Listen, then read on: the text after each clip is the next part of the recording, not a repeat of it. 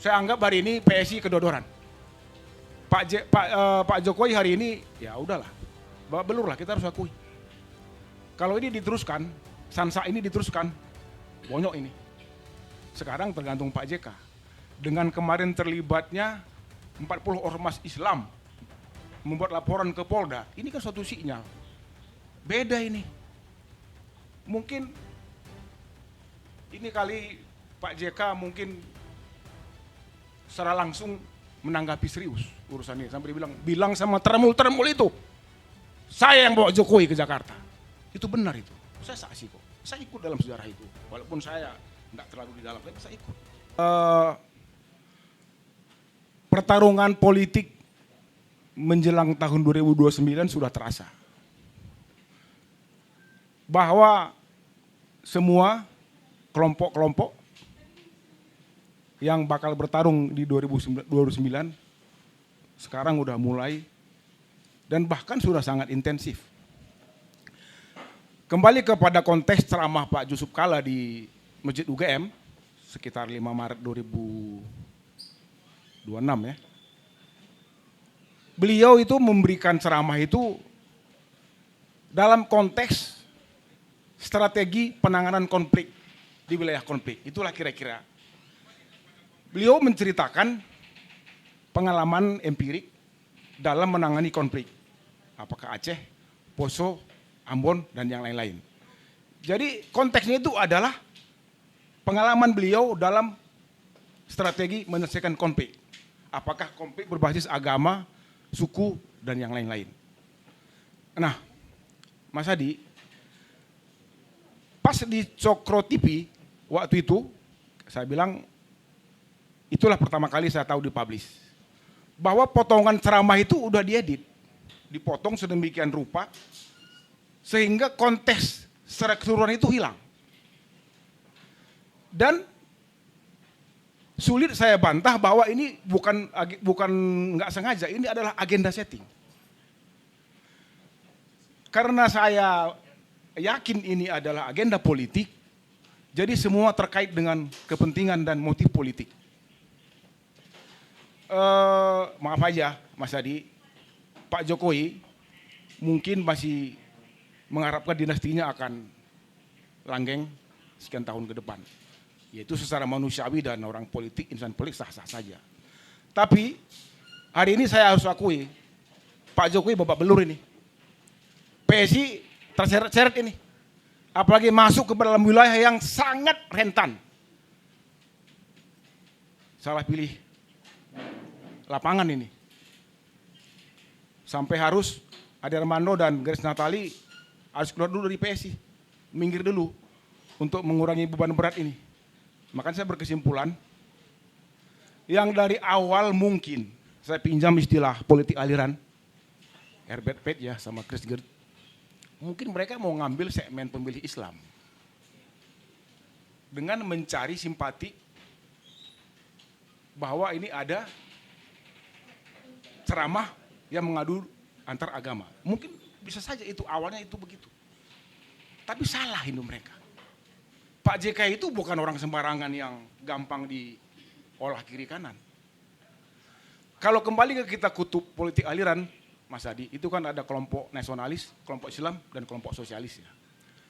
Kalau kita bicara soal kendaraan politik, dinasti Jokowi kan salah satu yang kita lihat kan sementara ini PSI lah ya. Untuk mencapai target mereka di 2029, kerja-kerja politik itu udah mulai dilaksanakan. Salah satu yang mengambil segmen kelompok Islam. Kedua mungkin segmen kelompok muda. Dulu kan awal berdirinya PSI itu kan kaum miskin kota dan anak-anak muda Gen Z lah ya. Basis mereka itu. Tapi begitu masuk penumpang gelap ke PSI kan ini berubah nih wajahnya nih. Kelompok Grace Natali saya lihat maaf ya, ini udah agak sedikit terpinggir. Kelompok baru yang muncul nih, penumpang liar ini kan. Jadi semua ini terkait dengan agenda politik 2029. Kita sebagai anak bangsa tidak mau bangsa ini terkoyak-koyak, terpecah-pecah hanya karena soal urusan kepentingan politik berbasiskan agama. Kita nggak mau. Partai agama biasa. Tapi mengelaborasi sebesar-besarnya isu-isu agama untuk kepentingan politik itu kita tentang. Dulu kita dukung Jokowi ini, maaf nih, kita dulu dukung Jokowi karena kita percaya ini orang ini kita harap sebagai anak biasa yang lahir dari pinggiran Kalicode itu kita anggap bisa merubah nasib bangsa ini ke arah yang lebih baik. Dia bukan siapa-siapa, bukan dari Cerah Biru, bukan ketua umum partai. Kita harap begitu. Saya dulu awal-awal berharap seperti itu Mas. Saya susun dulu Nawacita, saya susun dulu program-program andalan Pak Jokowi. Jadi saya anggap hari ini PSI kedodoran. Pak Jokowi hari ini ya udahlah, babak belur lah, kita harus akui. Kalau ini diteruskan, Sansa ini diteruskan, bonyok ini. Sekarang tergantung Pak JK.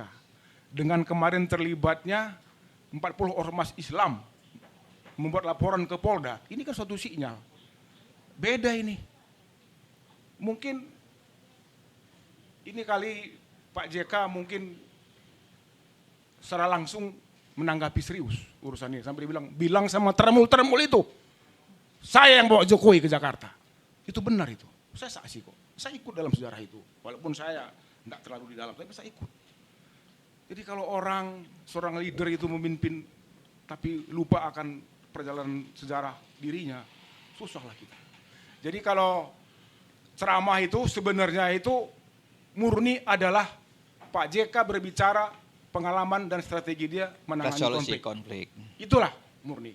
Tapi ketika ada oknum-oknum yang mempolitiking ini untuk konsumsi politik menuju 2029, ini. Jadi ini nggak berdiri sendiri, ini baik. Iya. Tapi Bung Budianto, Anda sebagai katakanlah Anda pernah sangat dekat dengan Pak Jokowi sebagai Waketum Projo. Saya sebagai orang luar agak kaget juga melihat bahwa sampai akhirnya saya nggak tahu siapa yang memotong Grace dan Ade Armando ya. Kan mereka sebetulnya juga bukan tokoh kecil di PSI ya. Sampai bahwa mereka harus dipotong, dipisahkan dari PSI. Apakah itu memang karakter Pak Jokowi atau siapa itu, Bung Budianto? Ya itu ya karakter Pak Jokowi juga ya memang lupa kawan ya biasa lah dia itu. Pak Jokowi itu saya tahu lah. Kedekatan kejauhan saya tahu persis lah beliau ini. Hari ini kenapa dia begitu ke Ade Armando CS? Itu untuk menyelamatkan agenda politik dia ke depan. Terutama untuk menyelamatkan nama PSI. Kan ini terkait nih kan. Kalau hari ini bangsa ini bermusuhan dengan kelompok Islam, babak belur Mas. Babak belur, jangan coba-coba menyentuh soal itu. Kan tadi udah dibilang aliran itu 3, nasionalis, Islam, sosialis. 3 ini akar sosial yang sampai hari ini masih relevan, yang masih potensi. Jadi kalau bisa janganlah bermain-main soal agama. Apalagi memanfaatkan isu agama ini jadi konsumsi politik. Pak Jokowi, Anda salah kalau memilih lawan itu JK. Sederhana kok permintaan JK. Untuk mengakhiri perdebatan soal ijazah Jokowi, tunjukkan saja. Ini loh ijazah saya, selesai kok. Mereka ini kan pernah relasi yang dekat berdua nih. Satu presiden, satu wakil. Apa sih susahnya Pak Jokowi? Jadi menurut Anda, ini pertanyaan terakhir di awal ini ada hubungannya dengan pernyataan Pak JK yang meminta Pak Jokowi menunjukkan ijazah itu atau berdiri sendiri? Sangat, saya yakin sangat terkait ini. Enggak ada pernyataan sebesar itu yang berdiri sendiri Mas Yadi. Saya yang terkait mengkait ini. Kepentingan politik semua ini. Pasti, saya yakin itu. Begitu Pak JK mengatakan, tunjukkan aja ijazahnya kalau ada, kalau asli. Oke. Berentet semua nih pelaporan itu. Dan pemotongan pidato Pak JK itu. Jadi kesimpulan saya, hari ini PSI kedodoran, Pak Jokowi juga babak belur. Ketiga, jangan coba-coba memainkan isu agama dalam kepentingan politik. Wah, nah, berat ini nasib setelah Jokowi ini, kelihatannya agak berat ini. Jadi saya itu titik temu dengan Pak Jokowi itu adalah soal nilai, value di situ. Kalau saya boleh mengatakan ideologi, walaupun beliau pernah ngomong nggak penting ideologi, ini perbedaan kita di sini. Saya dengan kawan-kawan awalnya percaya bahwa beliau ini mungkin kalau bahasanya Mas Eko tadi ini satria piningit atau apalah kalau bahasa Jawanya. Saya kan ini kan dari seberang jadi kurang paham soal ini. Dari sisi tampilan ya Pak Aka, saya yakin dulu beliau ini jujur, merakyat, sederhana. ternyata saya yang salah atau memang dia yang nggak bener, nggak ngerti saya ini. Jadi kalau Mas Adi bilang cukup dekat, sebenarnya kita itu dekat bukan personal. Kita itu dekat dari sisi ide, gagasan, nilai, value lah ya. Awal-awal dulu saya kenal beliau itu kan di Jakarta menghadapi Pilgub ya. Cuman saya ketemu nggak terlalu intensif. Saya ketemu intensif itu setelah menjelang Pilpres. Waktu itu kita bentuk Projo memang. Walaupun Projo itu bagi saya itu masa lalu. Karena sebenarnya ini ya kardus juga sih sebenarnya. Jadi Mas Adi, teman-teman sekalian, saya dulu menganggap beliau ini bisa membawa bangsa ini ke arah yang lebih baik, itu dulu satu. Kedua, saya anggap dulu orang sederhana ini kuat pendiriannya dan nggak berubah. Saya dulu agak rutin ke istana mewakili Projo, tentu dengan membawa gagasan-gagasan. Titik singgung saya yang tidak cocok pertama itu adalah soal WUS. WUS ini 2007 apa 2000 berapa ya? Di situ saya mengatakan bahwa ini belum relevan ini Pak sekarang. Kalau bicara soal prioritas, belum saatnya sekarang kita punya WUS. Masih ada kepentingan dan urgensi yang lain yang lebih penting. Ternyata mungkin ya beliau punya pertimbangan sendiri ini terus. Coba lihat, utang kita sekarang berapa harus ditutupi dengan WUS.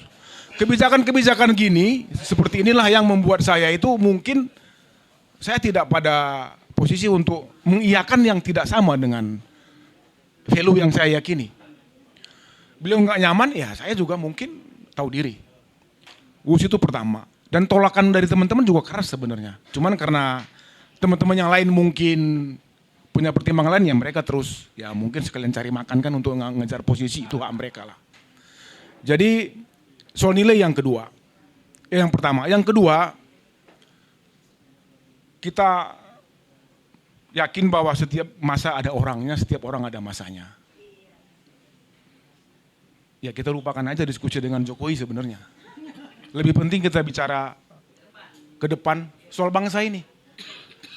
Saya pertama kali Pilpres itu pidato saya di Ponegoro. Pak Jokowi itu lebih memikirkan anaknya daripada bangsa ini. Apa yang kita bisa harapkan? Enggak apa-apa kalau beliau tersinggung dengan omongan saya, silakan saja. Gitu loh. Jadi begitu value sama kita dia doang nggak masuk, ya sudah bubar aja. Dan saya cuma nggak nyampe satu periode saya di Projo, nggak nyampe. Saya punya jalan lain. Terakhir saya pamit kawan-kawan, saya tempuh jalan yang berbeda. Jadi yang ketiga adalah soal Jokowi efek konflik dengan PSI lah saya bilang ya, Ade Armando CS JK ya. Saya dalam hal ini juga nggak ada kepentingan personal dengan Pak JK. Cuman kalau menurut saya Pak Jokowi dan kawan-kawan salah pilih. Baik salah pilih figur lawan maupun salah pilih isu. Saya setuju dengan Ibu tadi bahwa partai politik hari ini sangat menentukan wajah dan nasib bangsa ini ke depan. Mas Aka, sangat menentukan. Mau jadi bupati, mau jadi gubernur, semua kan harus lewat partai. Jadi ini yang lebih penting kita diskusikan ke depan, bagaimana soal nasib bangsa ini ke depan daripada kita bicara masa lalu yang semuanya jadi masalah hari ini. Mas Adi, kawan-kawan, dolar hari ini udah 17.600 loh, jangan salah. Mau bilang apa kita hari ini? Kita terus bicara soal konflik-konflik yang nggak penting, bukan soal ini ya Mas Adi, tapi kita menatap bangsa ini, udahlah, kita lebih kepada soal komitmen demokrasi, penguatan keadilan sosial, kira-kira sementara itu Mas Adi. Sebetulnya tema kita juga tidak, teman-teman kita tidak membahas Pak Jokowi. Kita itu temanya Trah Jokowi. Jadi JK efek dan nasib Trah Jokowi. Nah, Trah Jokowi ini saya sekali pertanyaan satu lagi ke Bung Tarigan. Salah satu Trah Jokowi yang sekarang berada di puncak kekuasaan kan ada Gibran Rakabuming. Dengan peristiwa ini, dan sebelum peristiwa ini pun kita semua mendengar bahwa Pak Jokowi masih pagi-pagi sekali sudah mendeklarasikan bahwa Prabowo Gibran untuk 2029. Yang itu kemudian direspon secara negatif oleh Partai Gerindra.